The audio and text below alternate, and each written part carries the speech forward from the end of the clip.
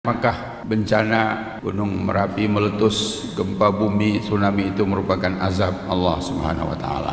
Kita tidak bisa mengatakan iya dan tidak pula bisa mengatakan tidak. Karena di zaman Rasul Rasul bisa memberitahukan apakah itu azab atau tidak. Tapi di zaman kita sekarang tidak ada yang tahu persis. Tapi lebih baik kita melihatnya dalam berbagai aspek. Pertama, kalau orang meninggal karena bencana sedang berbuat maksiat, maka bagi orang tadi bencana tadi adalah azab. Kalau dia sedang bermaksiat, berzina, berpesta pora di pantai, kemudian datang tsunami terus dia mati, nah bagi orang tadi itu adalah azab dimanapun dia.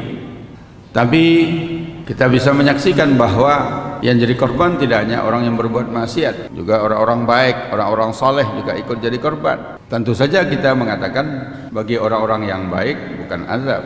Kalau orang-orang baik itu membiarkan terjadinya kezaliman, membiarkan terjadinya kemaksiatan selama ini, tidak pernah berusaha mencegahnya minimal dengan kata-katanya, maka bagi orang-orang baik itu bencana itu bisa juga menjadi azab. Karena Allah menyatakan di dalam Al-Quran, wattaqu fitnatan la tusibannal ladzina zalamu minkum khassah.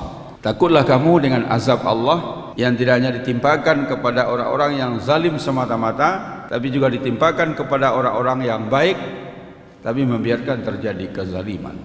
Nah, yang ketiga, jika yang jadi korban juga orang baik, orang soleh, dan dia tidak selama ini tidak membiarkan kezaliman, tidak membiarkan kemungkaran dan kemaksiatan, dia telah berdakwah, dia melakukan amar ma'ruf nahi mungkar, dia membimbing masyarakatnya, tapi dia juga jadi korban, dia juga hanyut, dia juga tertimbun, maka bagi orang-orang tadi kita bisa mengatakan mereka meninggal sebagai syahid, sebagai orang yang mati syahid karena dia sedang berjuang. Itulah yang dikatakan oleh Rasulullah, kalau ada orang yang mati tenggelam, dia mati syahid, bukan hanya sekedar tenggelam, tapi dia mati tenggelam sedang berdakwah, sedang berbuat kebajikan, maka orang tadi dinyatakan sebagai syahid.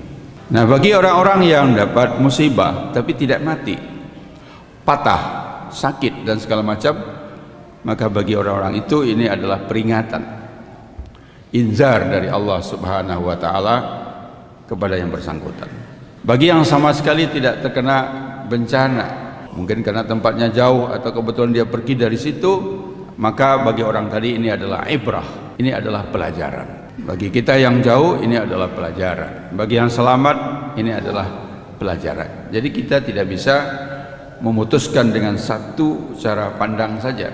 Memang benar kita bisa mengatakan, dan ahli sudah mengatakan bahwa terjadi gempa karena ada patahan, ada gesekan-gesekan dan segala macamnya, tapi ahli juga mengatakan tidak ada yang tahu kapan patahan-patahan itu, sesar-sesar itu bergeser, itu hanya Allah.